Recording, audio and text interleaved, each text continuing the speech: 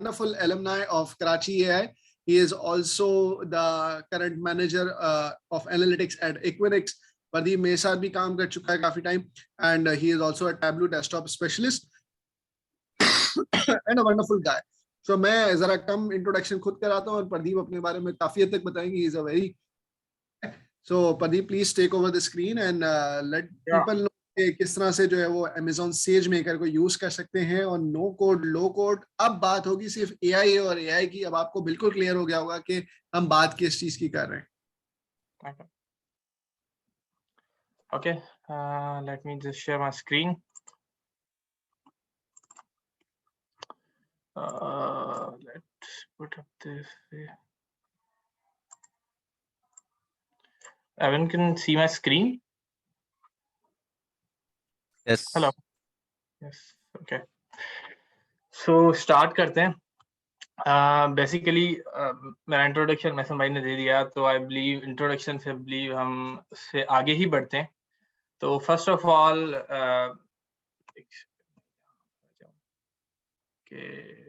Yes हाँ, तो वही मैं बता रहा था कि मैं मैनेजर बिजनेस एनालिटिक्स काम कर रहा हूँ यूनिक्स में. फॉर्मर DSC लीड रह चुका हूँ गूगल का. I love to working with cloud. Tableau desktop specialist हूँ. कम्युनिटीज में मुझे काम करना बहुत पसंद है और ऑटोमेट करना प्रोसेस को I love to do this. ठीक है, तो जस्ट टू मोटिवेट यू कि बहुत सारी चीजें हम जरूरी नहीं है एक ही रोल में कर रहे हैं. आप बिजनेस एनालिटिक्स का भी काम कर रहे होते हो, आप क्लाउड पे भी काम कर रहे होते हो, टैबलू डेस्कटॉप स्पेशलिस्ट है. कि आपको एक डाइवर्स बैकग्राउंड देने का मकसद है कि आप चाहो तो बिजनेस बैकग्राउंड से तो टेक्निकल पे भी मूव सकते हो, अगर टेक्निकल हो तो भी.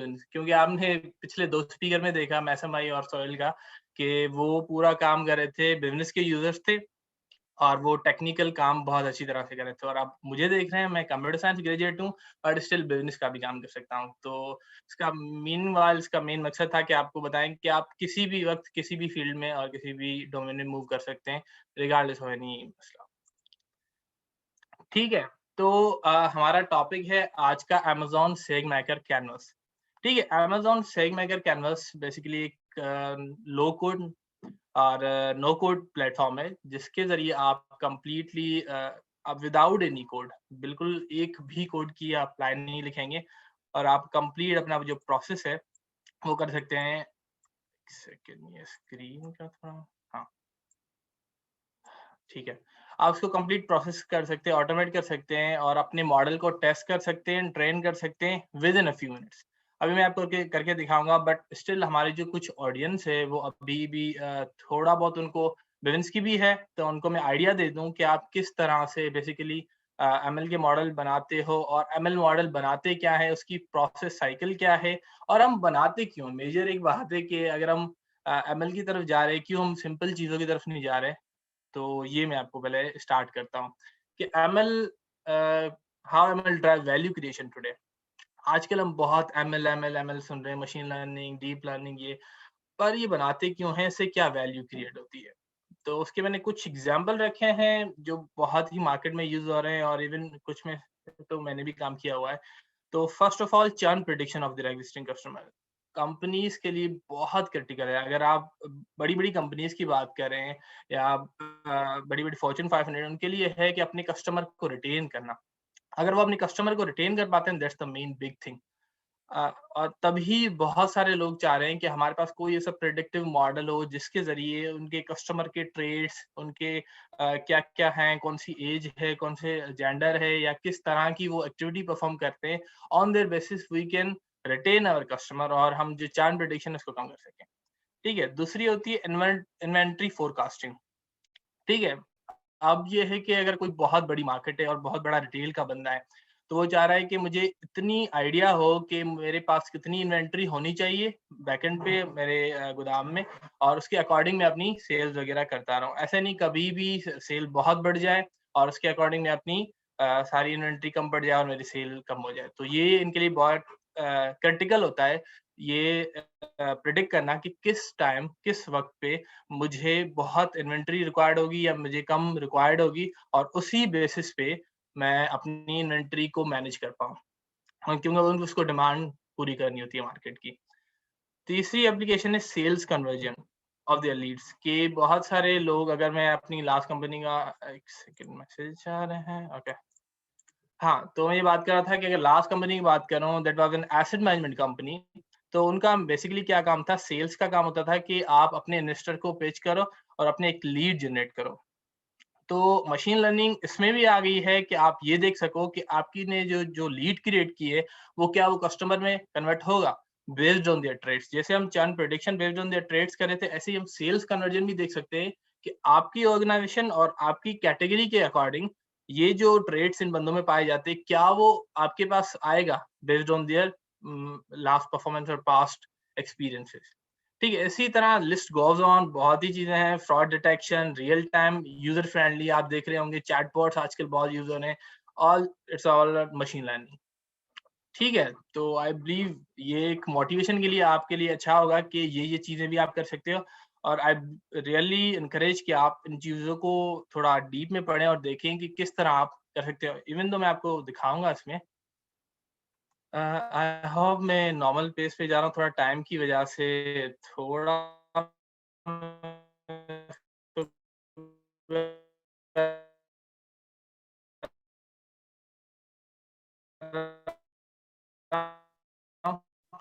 तो इट्स गुड पे काम कर रहा है, तो किस तरह से ये काम स्टार्ट होता है, and that's take months of months in their whole cycle.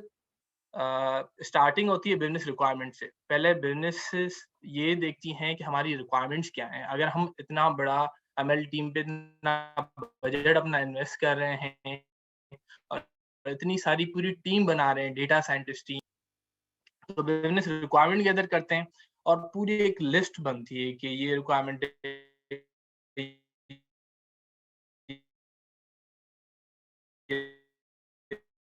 ये रिक्वायरमेंट है। और एक कमर जैसे यहाँ पर आप देख रहे हैं business leads, domain expert and business analytics, उसमें काम करते हैं। फर्स्ट स्टेप है बिजनेस रिक्वायरमेंट, उसमें ये देखते हैं कि इस पे क्या चीज और किस तरह से हो रही है। तो उससे पहले हमें आइडिया हो जाता है कि हमें किस चीज पे काम करना है और किस चीज को छोड़ देना है। दूसरा आता है डेटा प्रिपरेशन। अब हमने देख लिया भाई हमें ये करना है, अब डेटा कहाँ से आएगा, हमारे सोर्सेस क्या हैं, हमारा डेटा कितना क्लीनड अप है, उसमें फीचर किस तरह से हमें अरेंज करने हैं। ये काम होता है majorly data engineers and data scientist का। तो ये भी उसमें हेवीली इन्वॉल्व हो रहे होते हैं, उस पर अच्छा खासा काम कर रहे होते हैं कि ये चीजें हमें मेक श्योर करें कि हमारा डेटा सही होगा। डेटा सही नहीं है, आपका मॉडल टोटली खराब है। जैसे एक एनालिसिस्ट, जो एनालिस्ट बंदा होता है, उसके लिए बहुत ज़रूरी होता है कि जो भी अपनी वो एनालिसिस दे रहा है, तो वो बहुत डेटा के बेसिस पे डेटा उसको बिल्कुल करेक्ट हो, कोई भी उसमें मसला ना हो, क्योंकि उसके नंबर ओवरस्टेट या अंडरस्टेट नहीं करने चाहिए। इसी तरह डेटा इंजीनियरिंग या डेटा प्रिपरेशन के टाइम ये बहुत क्रिटिकल होता है कि आपका डेटा बिल्कुल सही हो, मिसिंग वैल्यू ना हो, इम्पुटेशन नल वैल्यू इम्पुटेशन सारी हट गई हो आपकी, कोई भी ऐसी वैल्यू ना हो जो आपके डेटा को खराब कर रही हो। ठीक है? तो ये होता है सेकंड स्टेप। अब आते हैं थर्ड स्टेप, उसके बाद लगते हैं मॉडल डेवलपमेंट और ट्रेनिंग एंड ट्यूनिंग। मतलब हाइपर पैरामीटर की ट्यूनिंग हो गई, कौन सा मॉडल आपके लिए बेस्ट रहेगा, और उसके एक्यूरेसी के बेसिस पे देखते हैं, बिजनेस जस्टिफिकेशन पे देखते हैं कि क्या इस मॉडल हमारी जो बिजनेस जस्टिफिकेशन को भी मीट कर रहा है। इसमें data scientist and ML engineer involve होते हैं, तो ये पूरा उस पर काम कर रहे होते हैं हमारे लिए कौन सा मॉडल, उसकी पैरामीटर ट्यूनिंग किस तरह से हमें सेट करनी है और क्या मॉडल हमारे लिए बेस्ट रहेगा। अब ये मैं आपको थोड़ा बता दूं, ये आपने शायद बहुत कम सुना होगा कि आप सोच रहे होंगे कोई भी एमएल मॉडल ले लो और उस पे परफॉर्म करते हैं। बट मेन ये चीज़ होती है, अगर आप जब ऑर्गेनाइजेशंस में देखेंगे, उनके लिए कोई भी मॉडल नहीं, बट ये होता है कि जो मॉडल हमें जस्टिफाई कर सके कि बैकएंड में हो क्या रहा है। मतलब अगर मैं कोई ले लूँ रैंडम फॉरेस्ट या कोई ट्री, तो उसमें भी अगर आप वो ले रहे हैं, वो किस बेसिस पे ले रहे हैं और उसके बैकएंड की जो भी आपको लाइन है, अंडरस्टैंडिंग है, तो आपको बहुत जस्टिफाई करनी होती है। इसीलिए आप बहुत देख रहे होंगे कि जब भी बिज़नेस प्रॉब्लम आती है, तो उसमें डीप लर्निंग के मॉडल अभी भी लोग बहुत थोड़ा उसमें रुक रहे होते हैं। इसलिए कि उसको जस्टिफाई करने के लिए उसमें बहुत डीपनेस है, और जो आप जिसको समझाते हो बिज़नेस यूज़र को, तो वो इतनी टेक्निकलिटी नहीं समझ पाता। तभी आप उसके लिए रखते हो कि बहुत सिंप्लीफाई मॉडल हो और जो मॉडल जस्टिफाई भी किया जाए और हमारी नीड्स भी मीट करे। ठीक है? और लास्टली हमारा स्टेप होता है model deployment and monitoring. Model deploy में हम मॉडल को डिप्लॉय कर देते हैं, हम वही टेस्टिंग भी कर लेते हैं कि जो हमने मॉडल डिप्लॉय किया है, जो हमारे स्टार्टिंग में जो रिजल्ट्स आ रहे थे, इतनी बड़ी एक्यूरेसी आ रही है, इसका एफएन स्कोर ये आ रहा है, इसका रिकॉल ये आ रहा है, तो उसके बेसिस पे ये वाकई सही भी आ रहा है या नहीं। तो उसको पूरा मॉडल डिप्लॉयमेंट करते हैं एंड लास्टली हम मॉनिटर करते रहते हैं कि सही चीज, सब चीज सही तरह से काम कर रही है। ठीक है, यहाँ पर आता है कि चैलेंजेस क्या फेस करते हैं एनालिस्ट बिल्डिंग एमएल मॉडल में। तो अब मैं आपको लेके जाना चाह रहा हूँ कि आपने ये ट्रेडिशनल जो स्टेप्स थे या स्टैंडर्ड जो प्रोसेस था वो आपने देखा, जो अभी भी बहुत सारी ऑर्गेनाइजेशन में यूज होता है। आप भी अगर किसी भी एमएलटी में जाएंगे, जैसे आजकल दराज, एफिनिटी, इनमें भी जाएंगे तो इनमें भी इसी तरह के प्रोसेसेस यूज होते हैं। ठीक है, तो एनालिस्ट क्या फेस करता है? एनालिस्ट को चाहिए कि भाई मुझे एक प्रॉपर मॉडल चाहिए और उसके बेसिस पे मैं कुछ प्रिडिक्ट कर सकूं या कुछ उसमें बना सकूं।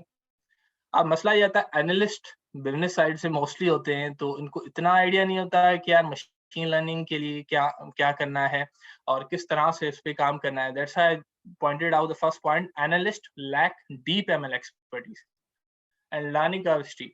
तो वो बिजनेस बैकग्राउंड से होता है, ऑल्दो वो सीख सकता है, मैं इस पे नहीं कह रहा, वो बिल्कुल सीख सकता है, बट उनकी बैकग्राउंड नहीं होता तो उनको बहुत उसमें डिफिकल्टी होती है उस पर काम करने में। बट उनको अंडरस्टैंडिंग होती है किस तरह से चीजें हो रही हैं ऊपर ऊपर से। और दूसरा आता है business needs explorability and validation from expert. तो बिजनेस को चाहिए एक्सप्लेनेबिलिटी, उसको ये नहीं चाहिए कि आप बड़ी रॉकेट साइंस लेके आ रहे हो, कुछ भी बड़ा बड़ा लेके आ रहे हो। अगर आप में अनटिल एक्सप्लेनेबिलिटी नहीं है कि ये मॉडल क्या कर रहा है, किस तरह से काम कर रहा है, वो मॉडल किसी काम का नहीं है। वो बोलेंगे बैकएंड से अभी तो आप सही बता रहे हैं बट आगे चल के क्या रिजल्ट्स आए वी डोंट नो अबाउट। ठीक है, और जो तीसरा है, बहुत सारे एनालिस्ट मेरे साथ भी काम करते हैं, वो भी इस तरह के प्लेटफॉर्म ढूंढ रहे होते हैं जो नो कोड हो, लो कोड हो। बट बहुतों में ये भी मसला आता है कि बहुतों की यूआई टेक्निकल बहुत होती है। जैसे अगर आप थोड़ा देखें कि थोड़ा थंकेबल टाइप बहुत इजी था आई बिलीव, बट उसमें थोड़ी थोड़ी सी डेव की या इसकी थोड़ी हमें अंडरस्टैंडिंग लेनी पड़ रही थी। और इसी तरह मशीन लर्निंग थोड़ा हेवी सीन हो जाता है बिलीव, तो उसके लिए काफी चाहिए होता है कि आपको अंडरस्टैंडिंग अच्छी खासी हो और उसके बेसिस पे। तो अभी जो हम देखने वाले हैं ना, वो देखने वाले हैं अमेज़न सैग मेकर। अमेज़न सैग मेकर ने मेजरली जो फोकस किया है वो एनालिस्ट और नॉन टेक्निकल बंदों को। बस ये है कि आपको एटलीस्ट आइडिया होना चाहिए कि मशीन लर्निंग काम कैसे करती है, क्या चीजें, इवन आपको स्टैट्स आती है तो आपको बिल्कुल आइडिया होगा कि मशीन लर्निंग के बैकएंड पे स्टैट्स ही काम कर रही होती है। तो आपको आइडिया होगा कि किस तरह ये चीजें काम हो रही हैं। तो अमेज़न सैग मेकर किस तरह से इस पे वैल्यू कर रहा है, आप इजीली क्विक एक्सेस कर सकते हो, अपने डेटा को बना सकते हो फॉर मशीन लर्निंग, जो अपनी मॉडल बिल्डिंग के लिए। इसके अंदर ऑटो एमएल, जो मैसम भाई बात कर रहे थे, आजकल बहुत ऑटो एमएल का बूम लगा हुआ है। तो आप ऑटो ही आपका जो मशीन लर्निंग का मॉडल बन जाता है और उसको अपने आप डेवलप करता है बेस्ड ऑन देयर फीचर्स, और सारी चीजें उसके बैकएंड पे काम कर रही होती हैं। ठीक है, build in AutoML, build model and generate accurate prediction। तीसरा आता है कि अगर आपने एक मॉडल बिल्ड कर लिया तो आप उसकी जो अंडरलाइंग डिटेल्स, उसका कोड भी अगर आपके पास आ जाए, यानी आपने ड्रैग एंड ड्रॉप से पूरा बना तो दिया, बैकएंड में उसका कोड भी आ जाए, तो वो आप अपनी डेटा साइंस टीम से शेयर भी कर पाएं और उसमें और उसको ऑप्टिमाइज करना चाहें, उसको और बेहतर करना चाहें तो वो भी कर सकते हैं। और मेन ये चीज है अच्छी बात अमेज़न सेगमेकर की कि आपको उसकी प्राइसिंग पे ही आपको चार्ज करता है। दूसरे बहुत सारे मैंने और भी एक्सप्लोर किए थे, जो नो कोड लो कोड के प्लेटफॉर्म मशीन लर्निंग के लिए स्पेसिकली। तो उनका लाइसेंसिंग फी का बहुत आता है कि आपको इसका पूरा लाइसेंसिंग देना होगा, ये करना होगा, वो करना होगा। तो गूगल और अमेज़न टाइप ये जो बिग जायंट्स हैं, वो उन्होंने ये एक ईज़ी कर दिया है कि आप इजीली बस अपना जो भी आपके मंथली चार्जेस हैं और उसी के बेसिस पे आप ये चीज़ रखते हो और उसी के बेसिस पे आप पूरा उसको देख सकते हो। एक सेकंड में दीजिएगा। हाँ, तो ज़्यादा टाइम थ्योरी में ना किए, आई बिलीव मैं आपको दिखा देता हूँ, आपको डेमो, आप इस पे जा सकते हो। मैं आपको यहाँ से मैंने खोला हुआ है, रिफ्रेश कर देता हूँ, मिनिमाइज कर देता हूँ। ठीक है, ठीक है, सबको मेरी स्क्रीन दिख रही है? मैसेज में छोड़ दें ताकि मैं देखूं सो तो नहीं गए सब। Yes. Okay, that's great, that's great. तो सबसे पहले स्टार्ट करते हैं। मैं यहाँ पर लिखता हूँ, मैंने ये खोला हुआ है console.aws.amazon.com। ठीक है, मैं यहाँ पर लिखता हूँ सिंपल सैग मेकर। यहाँ पर आप देखेंगे उसी वक्त ही अमेजोन सैग मेकर हमारे पास आ गया। तो जब अमेजोन सैग मेकर मैंने इसको यूज किया तो आप देखेंगे यहाँ पर बहुत सारे ऑप्शंस हैं। आप जो देख सकते हैं कि आप इसमें ग्राउंड ट्रूथ के लिए लेबलिंग जॉब्स, डेटा सेट को लेबलिंग करना, लेबलिंग वर्कफोर्स, उसके अंदर नोटबुक। बहुत सारे लोगों ने जुपिटर नोटबुक बहुत काम की होगी। तो आपको ये भी है कि आप बड़े बड़े जो मॉडल्स हैं उसको एम्बेड करना, यूज करना, सारे इस चीज में कर सकते हैं नोटबुक के यूज करके, जो टेक्निकल यूजर्स के। But this session is all about no code, low code, तो हम उसी पे फोकस रखेंगे। ठीक है, मैं आपको थोड़ा ओवरव्यू दे देता हूँ कि ये पूरा इकोसिस्टम काम किस तरह करता है अमेजोन सैग मेकर का।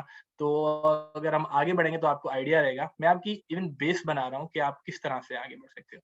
ठीक है, तो प्रोसेसिंग इसमें जॉब्स कौन सी हैं, ट्रेनिंग के लिए algorithm, training job, hyper parameter tuning, inference आप किस तरह कर सकते हो, मॉडल को किस तरह पूरा पैकेज कर सकते हो, ये सारी चीजें इसमें। Augmented AI type, AWS market place के अपने क्या क्या मॉडल पैकेजेस हैं, उनके एल्गोरिथम क्या क्या हैं, AWS and data exchange, everything.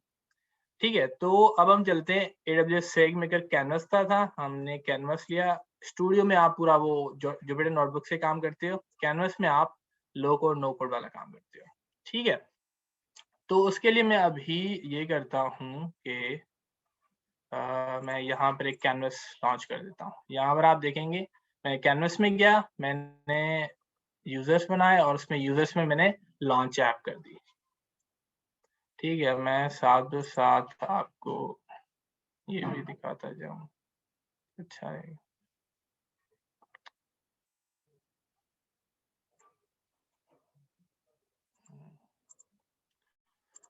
जब तक ये खुल रहा है तो मैं आपको यहाँ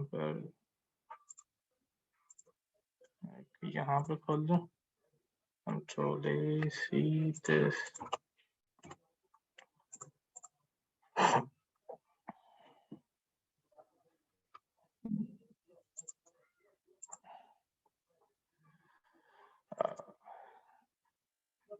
अच्छा, मैं आपको ये आगे हम सैग मेकर कैनवस में मैंने कुछ मॉडल्स पे टेस्टिंग करने के लिए देखा भी था, तो it was pretty much good. दो डेटा सेट को मैं देख रहा था, एक टाइटैनिक का मैंने डेटा सेट लिया था, दूसरा मैंने इंश्योरेंस का डेटा सेट लिया था। तो अब आप बनाते कैसे हैं, न्यू मॉडल, सिंपली आपने मॉडल का नाम दे दिया कि अगर मैं स्टार्टिंग करता हूँ टाइटैनिक से, Titanic data set, Titanic model कर देता हूँ, मॉडल बना रहे तो ठीक है, मॉडल। ठीक है, मैंने इसको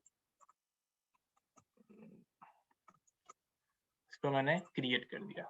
ठीक है, अब मुझसे ये क्या मांगता है कि आपके पास डेटा सेट है या आप अपना कौन सा डेटा सेट यूज करना चाहेंगे। तो मैं स्टार्टिंग में सिलेक्ट डेटा सेट करूंगा और मुझे कहेगा कि आप अपना डेटा सेट सिलेक्ट करो। एक सेकंड, यहाँ पर मैं आया, इसको मैंने इंपोर्ट करता हूँ। यहाँ पर मेरे कुछ डेटा सेट पड़े हुए थे तभी ये इस तरह से दिखा रहा है। आप यहाँ से डायरेक्ट अपलोड भी कर सकते हैं और अपना उसको यूज कर सकते हैं, बट अभी के लिए हम उसको S3 बकेट्स का भी आपको ओवरव्यू देना है तो मैं S3 बकेट यूज करूंगा। इवन दो आपके पास ऐड कनेक्शन में स्नोफ्लैक और रेडशिफ्ट भी हैं, उनको भी आप यूज कर सकते हैं। तो अभी मैं आपको ये दिखाता हूँ कि आप S3 बकेट को किस तरह से यूज कर सकते हैं। बहुत लोगों को आइडिया होगा S3 बकेट क्या है। S3 बकेट बेसिकली एक स्टोरेज आपको देता है जहां पर आप अपनी फाइल्स, जो भी है आपका डेटा, वो आप उसमें स्टोर कर सकते हो, रख सकते हो। ठीक है, तो मैं यहाँ पर S3 लिखूंगा तो मेरे पास ये S3 बकेट पूरा आ गया।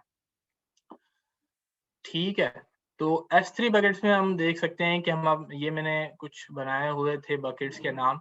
तो अभी मैं आपके सामने एक और बकेट क्रिएट करने जा रहा हूँ जिसमें मैं अपनी फाइल्स रखूंगा। ये वाली फाइल है मेरे पास दो मैंने रखे थे डेटा सेट।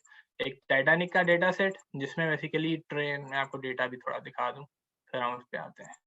डेटा है बेसिकली पैसेंजर्स का, कितने लोग सर्वाइव हुए। हम ये प्रेडिक्ट करना चाह रहे हैं कि किस बेसिस पे ये चेक कराए कि कौन से बंदे, टाइटैनिक की हमने मूवी देखी होगी, उसी के बेसिस पे कितने बंदे सरवाइव हुए और कितने बंदे बच गए। तो ये देखना चाह रहे हैं कि कौन सी क्लास के, कौन से जेंडर के, कौन से एज के ज़्यादा, क्या वहाँ पर कोई बायसनेस तो नहीं हुई थी कि कुछ बंदों को या बच्चों को या फीमेल्स को पहले उनको दिया गया कि आप पहले निकलो, बाकी जो मेल्स थे उनको बाद में दिया गया कि आप बाद में निकलो, या कुछ भी हम देखना चाह रहे हैं कि इसके स्टडी में हुआ क्या था। तो हम उसी जर्नी पे आगे चल रहे हैं और उसको देखना चाह रहे हैं कि किस तरह से काम होता है। ठीक है, बहुत सारे लोगों को ये डेटा आइडिया भी होगा कि किस तरह काम हो रहा है। तो पैसेंजर आईडी सर्वाइव्ड और survived 0 means not survived, 1 survived. उनकी पैसेंजर क्लास कौन सी थी, name, gender, age, sibling and spouse उनके कितने थे, और ये सारे tickets, fare and cabin, all this. ठीक है, तो इवन ये ट्रेन का डेटा था और ये टेस्ट का, और उसके मैं आपको दिखाता हूँ। ठीक है, तो हमने क्रिएट बकेट किया आपके सामने। अगर मैं फिर से लेके आ जाऊं, यहाँ से मैंने क्रिएट बकेट किया। क्रिएट बकेट मीन्स आप एक अपना स्टोरेज क्रिएट करने जा रहे हैं। ठीक है, जो आप फिर मशीन लर्निंग मॉडल यहाँ बना रहे हैं इसको एक्सेस करेंगे। तो अभी मैं यहाँ इसको नाम देता हूँ टाइटैनिक बकेट, ठीक है। और मैंने ये सारे जो रीजन वाइज, नॉर्मली इसको हम रखते हैं, अदरवाइज अगर आपको कोई स्पेसिफिक रीजन वाइज एक्सेस करें तो आप यहाँ से करते हो। अभी आप देख रहे होंगे मेरा ग्लोबल है, ठीक है। और इस पे आप ऑब्जेक्ट ऑनरशिप रखते हो कि इस पे ACL डिसेबल्ड हो, ऑल्दो ये रिकमेंड होता है आप इसी को सिलेक्ट करो। और that's all about accessibility of bucket. ठीक है, बकेट वर्जनिंग आप डिफाइन करते हो कि आप उसकी इनेबल हो या जो लेटेस्ट वर्जन है उसी पे काम करे। आपकी किसी कंपनी में काम करे तो आपको टैग्स वाइज बकेट सर्च करते हो। तो कोई आपके किसी स्पेसिफिक प्रोजेक्ट है, अगर मैं कोई ले लूँ कि आपका इंश्योरेंस का प्रोजेक्ट है, उसी पे काम कर रहे हो, तो आप वही टैग्स डालते हो उसी को यूज करके। ठीक है, अभी के लिए हम उसको डिफॉल्ट ही रख रहे हैं। और इंक्रिप्शन वगैरह यूज करनी हो, कोई एडवांस सेटिंग, आपको ऑब्जेक्ट लॉक करना हो स्पेसिफिक, तो वो देख रहे हैं। अभी हम इसको बिल्कुल डिफॉल्ट रख रहे हैं और सिंपली हमने नाम दिया है और हम बकेट को क्रिएट करने जा रहे हैं। अच्छा, अब देखिए bucket name contain invalid character, underscore नहीं दे सकता मैं, ऐसे दे दूं, क्या ये चल जाएगा? हाँ, ये कहता है bucket with the name same already exist.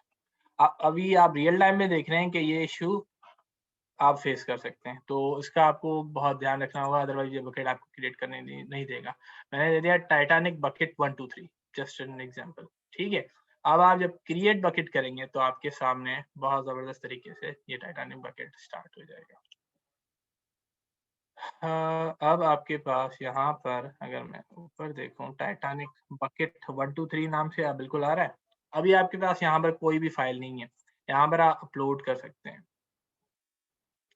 और ऐड फाइल्स, और मैं desktop, Karachi meetup, Titanic data, मैं ट्रेन, इसको मैं कुछ रीनेम कर देता हूँ क्योंकि मेरा पहले से भी होगा, इसमें कंफ्यूज ना हो। ट्रेन 1 2 3 मैंने फाइल का नाम दे दिया, इसको मैंने उठाया और ओपन किया।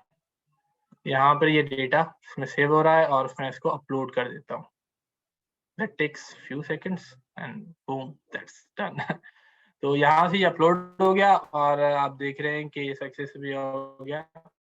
अब हम इसको यहाँ पे जो मैंने बनाया है सेगमेकर का, तो टैब दिस, ठीक है, तो यहाँ से मैं इसको एक्सेस कर सकता हूँ S3 से। तो अभी यहाँ पर ये नहीं आ रहा, मैं इसको रिफ्रेश कर देता हूँ तो ये आएगा टाइटैनिक बकेट 1 2 3। अभी आप देख रहे होंगे ये मेरे 1/15/2022 4:32 पे 1 मिनट पहले क्रिएट किया है। ठीक है, अब मैं इसके अंदर जाता हूँ तो इसको मैं उठाता हूँ डायरेक्ट, ट्रेन 1 2 3 डायरेक्ट डेटा मैंने इंपोर्ट किया और यहाँ पे ये इंपोर्ट हो रहा है डेटा, इसको मैंने सेलेक्ट किया। मैं कहता हूँ ये मेरा डेटा सेट यूज करो मशीन लर्निंग मॉडल बनाने के लिए। सेलेक्ट डेटा सेट कर दिया मैंने। अब ये बिल्ड कर रहा है, इसमें आप पूरा ये सारा डेटा लोड भी करता है और आपको यहाँ पे डिफाइन करना होता है कि आपका प्रिडिक्टिव कॉलम क्या, आप क्या प्रिडिक्ट करना चाह रहे हैं। हमारी केस में अभी हम देखना चाह रहे हैं कि कौन से बंदे जो सर्वाइव, जिन्होंने किया, जिन्होंने सर्वाइव नहीं किया। तो अब देख रहे हैं ऑटोमेटिकली इसने 2 लेबलिंग निकाली और बता रहा है कि इसकी डिस्ट्रीब्यूशन और इसकी डिस्ट्रीब्यूशन कितनी है। बता रहा है जो सर्वाइव जिन्होंने नहीं किया 61% उनकी 61% उनका डेटा है, 549 रोज, और जिन्होंने सर्वाइव किया वो 38% थे, 340 रोज। ठीक है। तो उसके बेसिस पे आप देख सकते हैं, और यहाँ पर मैंने इसको डिफाइन भी कर दिया, ये मेरा कॉलम। अब नीचे आप देखेंगे, अगर मैं इसको ऐसे कर दूं, तो आपके पास सारे यहाँ पर कॉलम्स आ रहे हैं डेटा के, और इस बेसिस पे आपको बता रहा है इसका डेटा टाइप क्या है, इसमें मिसिंग वैल्यू कितने परसेंटेज है। अब यहाँ पर देखें, एम्बार्क में 0.22% या कैबिन में 77% डेटा मिसिंग है। तो आप इनको भी फिल्टर्ड आउट करके अपने मॉडल्स को ऑप्टिमाइज कर सकते हो। ये बहुत चीज़ें आपको अगर आप डेटा साइंटिस्ट या एमएल इंजीनियर काम कर रहे हो, तो आपको ये चीज़ें देखनी होती हैं, आपके डेटा में मिसमैच वैल्यू कितनी है, यूनिक वैल्यू कितनी है, मीन, मॉड, और इसकी डिस्ट्रीब्यूशन कितनी आ रही है। इवन अगर मैं आपको यहाँ से मैं सिर्फ इसको देखना चाहूँ, 77% कैबिन जो हम देख रहे हैं, तो यहाँ पर इसकी कॉलम डिटेल्स कंप्लीट आ जाएगी। उसकी डेटा क्वालिटी कितनी अच्छी है, जितनी आपकी डेटा की क्वालिटी अच्छी होती है, आपका मॉडल उतना अच्छा बनता है। तभी आप बहुत सुन रहे होंगे कि एमएल मॉडल के लिए डेटा बहुत अच्छा होना चाहिए, डेटा बहुत सही होना चाहिए। तो यही चीज़ आप बार-बार सुन रहे होते हैं। तो आपको यहाँ पर काउंट भी बता रहा है, उसमें मिसिंग वैल्यू कितनी है और वैलिड वैल्यू जो उसमें होनी चाहिए वो कितनी है। डिस्ट्रीब्यूशन वाइज इसी तरह आपको सभी में ये अलग-अलग तरीके से डिस्ट्रीब्यूशन दिखा देता है। तो आप इससे भी एक अंडरस्टैंडिंग ले सकते हो। अगर मैं ये देख रहा हूँ कि यहाँ पर केबिन में 77% मिसिंग वैल्यूज आ रही हैं, तो अगर मैंने इसको अनचेक कर दिया, यानी मैंने इसको हटा दिया, तो आप देखेंगे, इसको मैं क्लोज करूँ, सॉरी, बिल्ड में था मैंने ये हटाया। अगर मैंने इसको बाक्ड में थी ना 77%, इसमें मिसिंग वैल्यू कैबिन में थी, ठीक है, मैंने इसको कैबिन में हटा दिया ना, तो यहाँ पर देखेंगे एक मॉडल की रेसिपी भी बनती जा रही है। अगर मैंने जिन को हटाता जा रहा हूँ, मतलब आपने जो चेंजेस किए हैं ना, वो भी आपकी बिल्कुल नोट होती जा रही है कि ये चेंजेस आपने किए, ये चेंजेस किए, तो उसी के अकॉर्डिंग आपका मॉडल बनता जाएगा। अब आपके पास आता है कि प्रीव्यू मॉडल करो। प्रीव्यू मॉडल में आपको फीचर्स की जो रिलेवेंस है वो बता देता है। अगर मैं इसको प्रीव्यू कर दूं, तो आपको बता देगा कि एक अप्रॉक्सीमेटली उसकी एक्यूरेसी क्या आएगी, आपके फीचर्स कौन-कौन से इम्पोर्टेंस हैं, और उसी के बेसिस पे आप उनको रखें, ना रखें, it's all up to you. मतलब ये आपको उसने कुछ ही सेकंड्स में, आप देखेंगे कि हमारा डेटा सेट भी बहुत छोटा था, तो उसके बेसिस पे उसने जल्दी से ही एक एस्टिमेटेड एक्यूरेसी इसकी क्या होगी। और यहाँ पर भी बता रहा है, the model predicts the correct target survived, जो बंदे सर्वाइव हुए 81% ऑफ द टाइम। मतलब ये आपको एक्सप्लेनेबिलिटी भी बहुत अच्छी तरीके से बता रहा है कि आप जो सर्वाइव है उनकी क्या जो प्रोबेबिलिटी है, और जो नॉन सर्वाइव्ड है उनकी क्या प्रोबेबिलिटी है। इसी तरह आप यहाँ पर देख रहे होंगे कि जनरेटिंग फीचर इंपॉर्टेंस कुछ मिनट लेता है, based upon upon your data size. ठीक है, तो यहाँ पर ये फीचर इंपॉर्टेंस फैच कर रहा है कि किस डेटा में क्या फीचर इंपॉर्टेंस है, किस कॉलम में क्या इंपॉर्टेंस है, वो पूरी फैच कर रहा है। ठीक है, जब तक ये फैच करे तब तक हम दिखाते हैं इसमें क्या ऑप्शन है। क्विक बिल्ड में आपके पास 2 ऑप्शन आते हैं। क्विक बिल्ड कहता है कि you choose speed over accuracy. आप स्पीड देख लो, आप एक्यूरेसी को उतना नहीं देख रहे, आप ऐसे ही टेस्टिंग के लिए चेक करना चाह रहे हो, एटलीस्ट मुझे आइडिया हो जाए कि इसकी एक्यूरेसी आएगी क्या अप्रॉक्सीमेटली के लिए। तो that's take up to 2 to 15 minutes. You can't share quick models. आप क्विक मॉडल्स का जो बैकएंड में जो कोड जनरेट हो रहा है, हर चीज वो शेयर नहीं कर सकते। बट स्टैंडर्ड बिल्ड क्या कहता है कि आपको 2 से 4 घंटे लगेंगे एटलीस्ट, बट आपकी एक्यूरेसी बहुत अच्छी आएगी, क्योंकि मॉडल्स पूरे घंटों के घंटों चलते होंगे। आपने देखा होगा जो एमएल इंजीनियर चला रहे होते हैं, पूरे पूरे मॉडल चला के सर्वर पे घर चले जाते हैं, फिर दूसरे तीसरे दिन देखते हैं कि भाई क्या उसकी मॉडल बना, उसकी एक्यूरेसी क्या आई, उसके लॉग सेव कर रहे होते हैं। तो स्टैंडर्ड बिल कहता है कि it takes up to 2 to 4 hours, still based upon your data set. तो उसके बाद आप अपने जो बैकएंड के जो कोड भी जनरेट आपका होगा, और जो सारे एक्सपेरिमेंट उसको परफॉर्म हुए हैं, कौन कौन से मॉडल इसको बनाने के लिए यूज हैं, वो भी आपको बताएंगे, और एक पूरी आपको नोटबुक बना के दे देंगे। वो होता है स्टैंडर्ड बिल्ड में। तो अभी का हमारा सेशन है तो टाइम थोड़ा कम है, तो हम 2 to 15 वाला हमने इसको क्विक बिल्ड पे रखा है, क्विक बिल्ड पे रख दिया है, बट स्टिल हम उसकी फीचर इंपॉर्टेंस पहले देख लेते हैं, फिर हम क्विक बिल्ड पे आते हैं। ठीक है, अब आप देखेंगे कि सेक्शन जेंडर की उसने फीचर इंपॉर्टेंस बहुत ज्यादा दी है। उसके बाद name, ticket, fare, age, passenger ID, उसने उसके अकॉर्डिंग आपको फीचर इंपॉर्टेंस दी। इवन आप कैबिन हम देख रहे थे ना, उसकी बहुत ही कम थी मिसिंग वैल्यू बहुत थी, तभी उसकी फीचर इंपॉर्टेंस वो बहुत कम दे रहा है। तो आप इसको हटा भी सकते हैं और यूज भी कर सकते हैं। तो अभी हम इसको रख के ही एक क्विक बिल्ड करके देखते हैं कि हमारा मॉडल बनता क्या है। तो let's bear few minutes with me. आप देखते हैं कि अमेज़न SageMaker कैनवस आपके लिए क्या मॉडल बनाता है। ठीक है, तब तक मैं आपको कुछ फ्यू चीज़ें और दिखा दूँ। हाँ,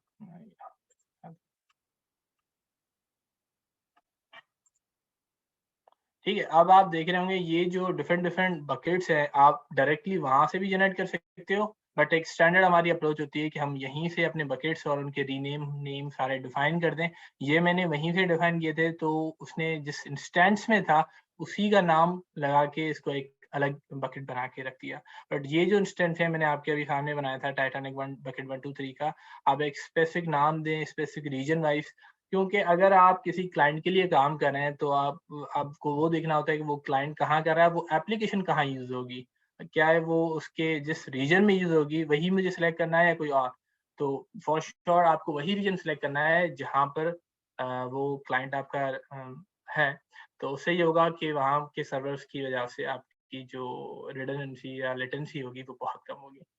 तो ये चीज़ें होती हैं। तब तक हम देखें मॉडल हमारा बन रहा है। ओके, आप देखेंगे 2 मिनट भी नहीं लिए, 1 मिनट में ही पूरा उसने मॉडल बना दिया और कह रहा है कि मॉडल का स्टेटस है 81%।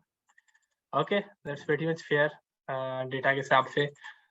आपको बता भी रहा है कि the model predicts correct survived 81% of time.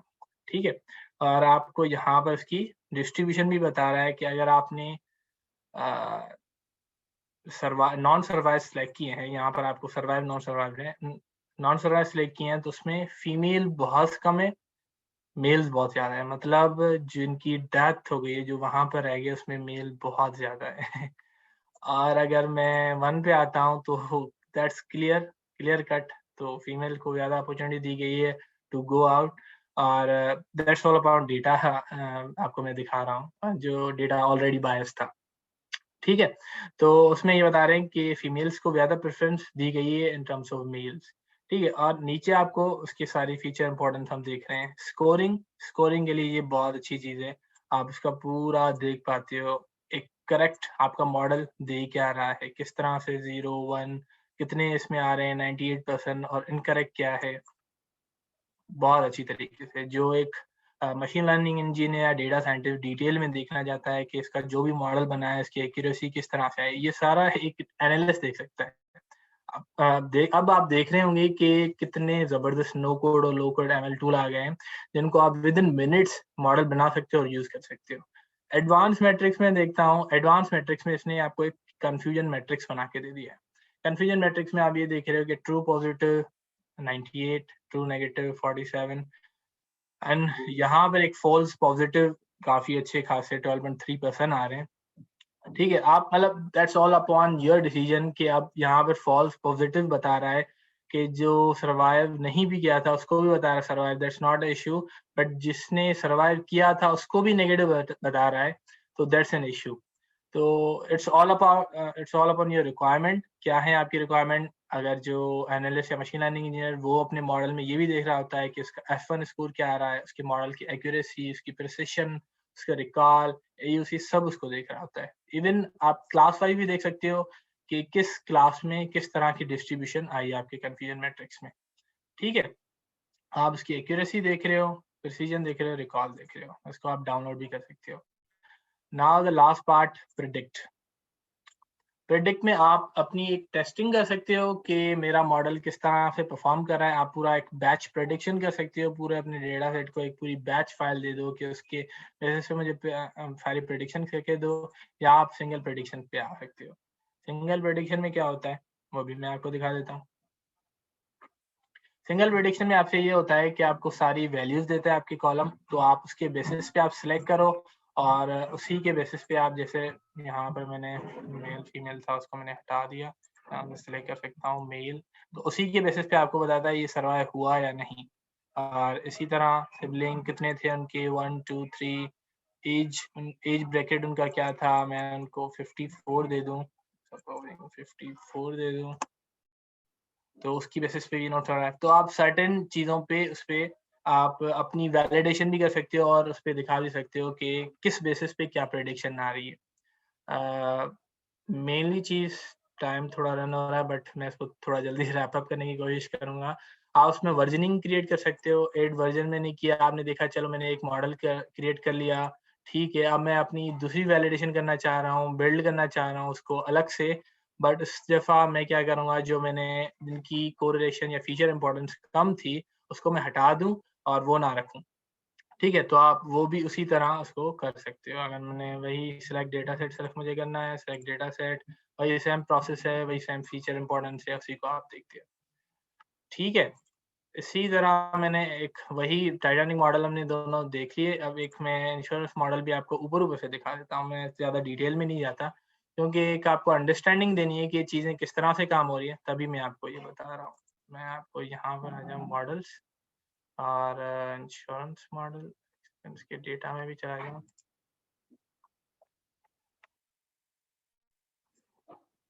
अच्छा, ये मॉडल है, इसमें बेसिकली क्या थी कि ये एक्चुअल इंश्योरेंस कंपनी का डेटा था, कैगल पे एक डेटा था, मैंने उससे उठाया है, आप इससे देख सकते हैं। तो कैगल पे ये इसका डेटा भी आपको मैं दिखा देता हूँ थोड़ा पहले। ये दिखाना था। 5 मिनट्स लेफ्ट है, सॉरी सॉरी? मैं कह रहा हूँ 5 मिनट्स लेफ्ट है हमारे पास। Okay, okay, okay. मैं इसको जल्दी से रैप अप करने की कोशिश करता हूँ। तो ये है बेसिकली इंश्योरेंस कंपनी का डेटा, और बहुत सारे बंदे व्हीकल क्लेम कराते हैं। बहुत सारे आपने देखे होंगे पाकिस्तान में भी कोई झूठे वगैरह उसके लगा के क्लेम्स अपने उसको क्लेम करा रहे होते हैं चीज़ें और पैसे ले रहे होते हैं। तो इंश्योरेंस कंपनी बाहर यहाँ पर तो ऐसे मॉडल्स आई बिलीव नहीं है, मैंने as per my knowledge, but बाहर बहुत सारे लोग यूज़ करते हैं कि machine learning for the predicting their that's an fraud claim or that's an not fraud and that's an original claim। तो उसके बेसिस पे उनके पास डेटा आ रहा होता है और उसी के बेसिस पे वो प्रिडिक्ट कर रहे होते हैं कि हमारा डेटा के अकॉर्डिंग ये बंदा वाकई फ्रॉड हमसे करना चाह रहा है या वाकई इसका ओरिजिनल क्लेम है। तो इसी तरह का ये इसमें डेटा है कि vehicle claim, total claim amount कितनी है और उसी के बेसिस पे। बट ये डेटा थोड़ा इस तरह से है कि इनके जो नॉन क्लेम है वो 96% ऑफ डेटा है और जो क्लेम्ड वाले हैं उसका 3% ऑफ डेटा है। तो माइट बी इस डेटा से थोड़ा बहुत उसमें बायस करे, बट स्टिल आप देखेंगे अगर मैंने इस मॉडल को पूरा बिल्ड कर दिया है आपके लिए, तो उसमें ये एक्यूरेसी है, किस तरह से जेंडर है, पूरा आप उसका डिटेल में जाके स्कोरिंग, एडवांस मैट्रिक्स, सारी चीज़ें आप देख सकते हो इन डिटेल। फिर जो मैं आपको बता रहा था कि आप कहेंगे कि यार प्रदीप भाई आपने ये तो बताया कि ये मॉडल बन गया, बट अब हमें उसे ऑप्टिमम सॉल्यूशन या उसकी अंडरलाइंग डिटेल हमें देखनी हो या आपने डेटा साइंस टीम से भी डिस्कस करनी हो कि हमने ये चीज़ देखी है, इस मॉडल की ये एक्यूरेसी आई है, तो कैसे होगा? वो होता है पूरा स्टैंडर्ड बिल्ड से, जो मैंने आपको वहाँ पर दिखाया था। स्टैंडर्ड बिल्ड आप जब करते हो, उसके बाद आपके पास पूरा शेयर मॉडल आ जाता है। हमने क्विक बिल्ड किया था, हमने देखा था कि क्विक बिल्ड के टाइम हमारे पास ऑप्शन आता है कि आप शेयर नहीं कर सकते, और स्टैंडर्ड बिल्ड जब आप पूरा बनाते हो तो आप पूरा शेयर करके एक पूरी आपकी जुपिटर नोटबुक इस तरह से आ जाती है। आपको वो बना के दे देता है जिसमें आपको सारा उसके बैकएंड पे जो कोड होता है ना, ये मैंने एक क्रेडिट फ्रॉड डिटेक्टर का मैं मॉडल बिल्ड करा था, तो उसके बैकएंड का ये कोड है। तो आपको ये सारा बता देता है कि हमने इस तरह से उसको डेटा को लिया था और उसी के अकॉर्डिंग किस तरह से हमने ये ट्रेनिंग परफॉर्म की, किस तरह से model split unsupervised learning form की। मतलब आपको ये है कि एक आपने मॉडल बना लिया, उसके ज़्यादा आपकी जो डेटा साइंस टीम है, आप वो देख सकते हैं कि अच्छा आपने ये मॉडल बनाया, इसमें आपने ये चीज़ यूज़ की है, ये चीज़ यूज़ की है, और उसी के अकॉर्डिंग हम सॉल्यूशन को आगे मूव ऑन कर सकते हैं। मतलब ये वो प्रोसेस जो आपका इतना बड़ा लंबा था, आपको मैंने दिखाया था कि आपको रिक्वायरमेंट गैदरिंग, फीचर इंजीनियरिंग सारी चीज़ें आप यहाँ पर आके कर सकते हो, and that's really cool I believe. आप इसको सारा यहाँ पे ही कर पाके पूरा अपना देख रहे हो कि इसकी एक्यूरेसी क्या है, इसका मॉडल किस तरह से यूज़ हो रहा है। और अगर मैं बिल्कुल एक थोड़ा-सा दिखा दूँ कि सिलेक्ट डेटा में नाउ मैं इम्पोर्ट डेटा में दिखा रहा था। सिलेक्ट और यहाँ पर यहाँ से एक और देखना होगा तो मैं इसको देख सकूँ। हाँ, इम्पोर्ट डेटा में आप ये देख सकते हो कि आप अलग-अलग जॉइन्स भी लगा सकते हो। अगर आप पीछे आपने देखा हो कि मैं आप अपनी जो ईटीएल है वो भी यहाँ पर ही परफ़ॉर्म कर सकते हो, जॉइन्स वगैरह। मुझे अगर मैंने 2 डेटा सेट्स देखे थे, क्लेम्स और एक था कस्टमर्स। अब मैंने इन दोनों को यहाँ पर रखा तो इनमें सिमिलरिटी है पॉलिसी आईडी की, इसने ऑटो उसमें डिटेक्ट कर लिया और उसके बेसिस पे इसने इनर ज्वाइन कर लिया and it's all upon your case कि आप इनर लेफ्ट या राइट आप कौन से भी ज्वाइन लगाते हो। तो इस तरह से भी आप उसको डेटा को ज्वाइन कर सकते हो, उसको बना के पूरा एक मर्ज कर सकते हो और उसको पूरा इंपोर्ट कर सकते हो। So that's all up to from my side. If you have any question, feel free to ask. Love to answer. Yes.